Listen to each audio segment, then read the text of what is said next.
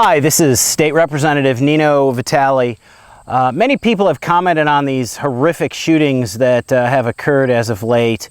One of them less than 40 minutes, honestly, from where I sit right here today. And while there's many people commenting on the shooter and guns and those sorts of things, I kind of want to take a little different take rather than focus on any particular incident, which I probably will do in some future communication. But what I want to talk to you about today is guns in a society. Do we need them? What happens to societies that don't have them? Our founding fathers felt strongly that guns were necessary to the average rank and file citizen. We know this because Patrick Henry, probably my favorite founding father, created and fought hard to get the first 10 amendments that we know as the Bill of Rights into the United States Constitution. And of course, the second item was the right to keep and bear arms, as I'm sure everybody knows. But why would that be the case? I mean, at the time, they had a pretty substantial military. It was so strong, it was strong enough to defeat the British Army, one of the probably the strongest force in the late 1700s. Today, we kind of have the same situation in that we have the strongest military in the world, and quite frankly, we have some police forces that rival some small countries. So, but that actually is an illustration of exactly when you read the Founding Fathers' writings of what someone like Patrick Henry was concerned about. And now this is not a criticism of law enforcement. I have many great friends in the police force. I have a lot of great friends in the military or who've been honorably discharged now or still working somewhere with the military. But due to corruption, a government can turn on its own people. And my question for you is, do you really trust the government to protect you at all costs? Do you really trust the government to be the only entity that has guns? And do you honestly think the government will never usurp that power? One thing I've learned in government with my 4.5 years now in is that there are a lot of great people. There really are. But sometimes things can go wrong. They get together in groups and people start seeking power or control or wealth, and they lose sight of, honestly, the very thing that I think that we're elected to do, which is to protect the individual citizen's liberty. It's funny, one of the things I say most is my favorite politician is the one who's on vacation because he can't take our money and they can't take our freedom. They're not there, obviously. So, but back to guns in society. So the question I have for you is, do we really trust the military and the police to be the only ones who can defend themselves, or worse, the only ones who could attack? Because quite frankly, any kind of firearm or weapon can be used as a defense mechanism or as something to attack. And history teaches us something very different. Sadly, a police force and the military can sometimes be convinced, maybe it's over time or through some sort of government coercion, and they can become dangerous. Here's what history has to teach us.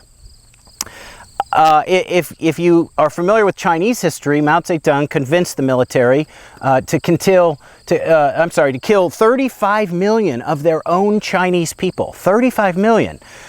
If you think that's unique, you look at Russia. You have Lenin and then Stalin, who replaced him.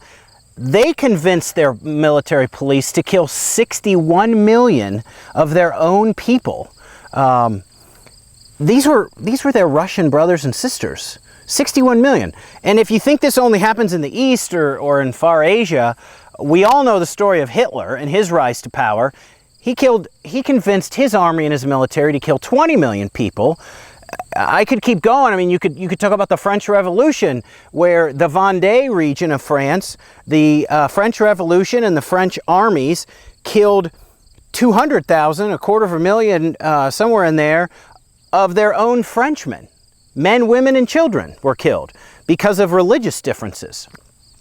So you add all those up, that's 116 million people killed by their own government and their own police military. The truth is that government has killed more of its own citizens than all the wars and mass shootings combined. And that's, I think, a critical point.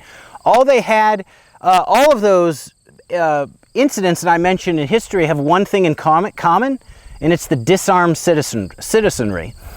Some might say, well, that's old and we're more advanced and civilized. Well, here are some pictures of just this week what's going on in Hong Kong. This is the military in Hong Kong going after their own peaceful protesters in the airport there, abusing and beating their own people. So next time somebody says to you, do we need these types of guns, or we should get rid of certain types of guns, the big term going around is assault rifle, which I'm not sure what the definition of that is. I say, should the police or the military be the only ones that are allowed to have firearms? I think these examples have shown that the reason our founding fathers and what makes this country unique is they had a legitimate concern for what the government could do to us, the citizens. I think we could admit there are certain types of viewpoints, say religion, that could be considered hate speech. Might your speech or your faith be next? It's become clear in this country that if you don't want to, for example, bake a cake for someone, and because you have a religious objection to that, that's considered hate speech, and you can be shut down and fined by the government court system. Now, an interesting point I think people forget. The Constitution says standing armies in times of peace are dangerous to liberty and shall not be kept up, and the military shall be in strict subordination to the civil power. Let me say that last part again. The military shall be in strict subordination to the civil power. That means the non-military is supposed to have power over the military. So I'll leave you with a quote from Patrick Henry, who stated, "Liberty, sir, was the primary object and direct nature of government." Did the people under Mao and Stalin and Hitler and the French Revolution, did they have liberty? Did they have justice served to them? Now, I realize not everyone wants to own a firearm, and that's okay. This is not something that has to be forced on people. But what I would put forth here to close this up is, just might it be those of us who do. It's those of us who are keeping the government in check from falling into civil unrest, because God forbid our own government comes after us. And I think that is the real reason why our founding fathers wanted the citizenry to be armed. I thank you. This is State Representative Nino Vitale. Stay safe, carry on, and God bless you.